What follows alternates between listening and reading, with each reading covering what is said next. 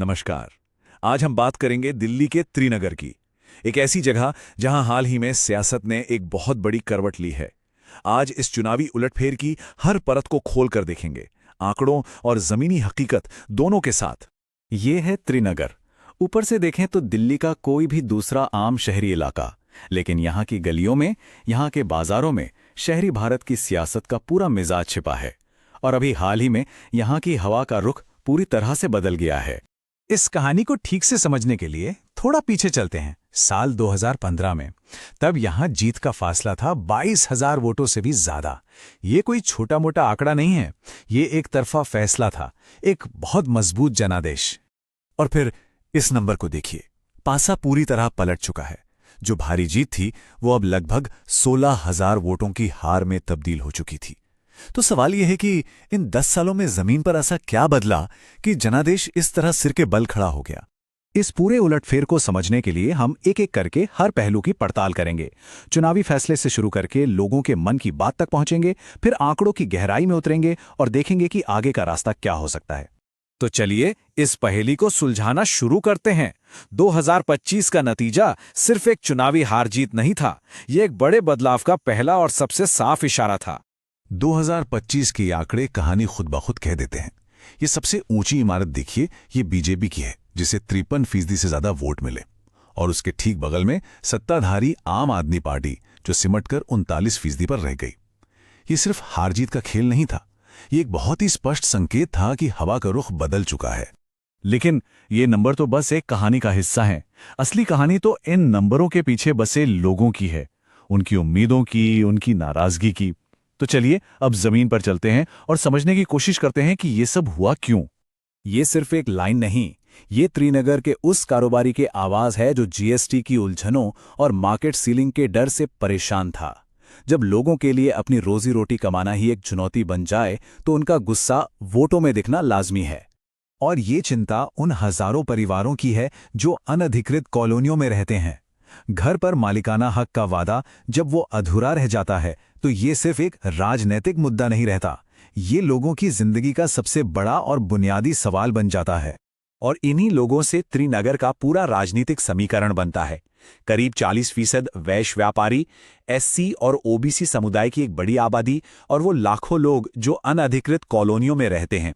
इन सब की छोटी बड़ी उम्मीदों और नाराजगियों ने मिलकर एक बड़ा फैसला सुनाया। लोकतंत्र में हर नागरिक का सम्मान और उसकी बात सुनने की जिम्मेदारी, ये हमारे संवैधानिक मूल्यों की बुनियाद है।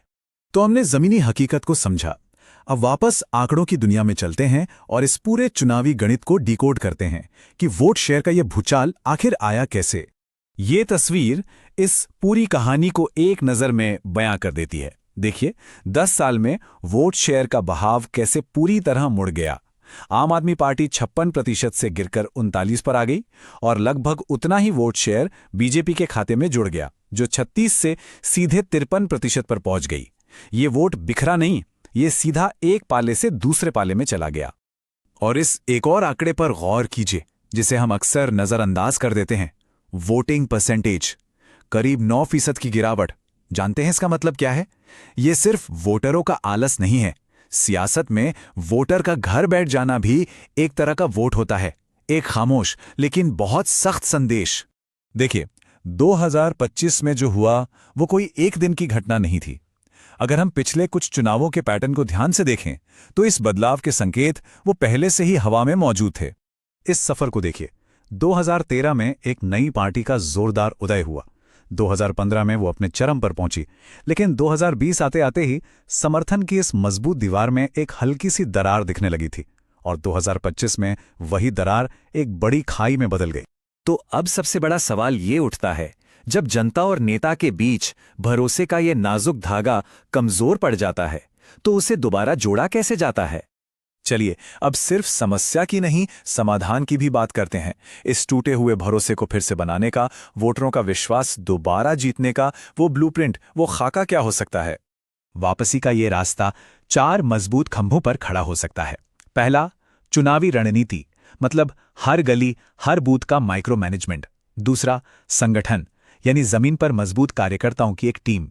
तीसरा, नैरेटिव, यानी लोगों की शिकायतों को सिर्फ सुनना नहीं बल्कि उनका हल देना। और चौथा, संसाधन, मतलब टेक्नोलॉजी का सही इस्तेमाल ताकि सही मैसेज सही वोटर तक सही समय पर पहुंचे। और इस पूरी रणनीति को एक 90 दिन के एक्शन प्लान में ढाला जा सकता है। पहले 30 दिन जमीन पर उतरकर सर्वे करना, लोगों की असली समस्या को समझना, अगले 30 दिन उनकी बातों के आधार पर एक ठोस पॉलिसी बनाना, और आखिरी 30 दिन घर घर जाकर ये यकीन दिलाना कि उनकी बात सुनी गई है, और फिर उन्हें वोट वाले दिन बूथ तक लेकर आना। हर एक कदम का मकसद सिर्फ एक, भरोसा वापस जीतना। याद रहे, लोगों का डेटा और उनकी निजी जानकारी की सुरक्षा एक बड़ी जिम्मेदारी है। तो त्रिनगर की इस पूरी पड़ताल से, इस पूरे विश्लेषण से हम आखिर सीखते क्या हैं? इस कहानी का सबसे बड़ा सबक क्या है? और सबक यह है कि चुनाव सिर्फ आखिरी कुछ हफ्तों के नारों और वादों से नहीं जीते जाते। असल में हर चुनाव भरोसे पर लड़ा गया एक जनमत संग्रह होता है, और ये भरोसा 5 साल तक लगातार जमीन पर काम करने से, लोगों की रोजमर्रा की दिक्कतों को दूर करने से ही कमाया जाता है। यही सियासत का असली मूल मंत्र है। तो अंत में ये सवाल सोचने वाला है, क्या त्रिनगर की कहानी सिर्फ एक विधानसभा क्षेत्र का किस्सा है, या फिर ये पूरे देश की राजनीति के लिए एक आईना है, एक सबक है कि जनता के भरोसे को कभी भी हल्के में नहीं लिया जा सकता। अगर आप एक जन केंद्रित नेता बनना चाहते हैं और अपने निर्वाचन क्षेत्र का उत्थान करना चाहते हैं, तो blueprintstrategies.ai से mgr@blueprintstrategies.ai पर संपर्क करें या 08040401602 पर कॉल करें। राजनीति से परे एक उद्देश्य।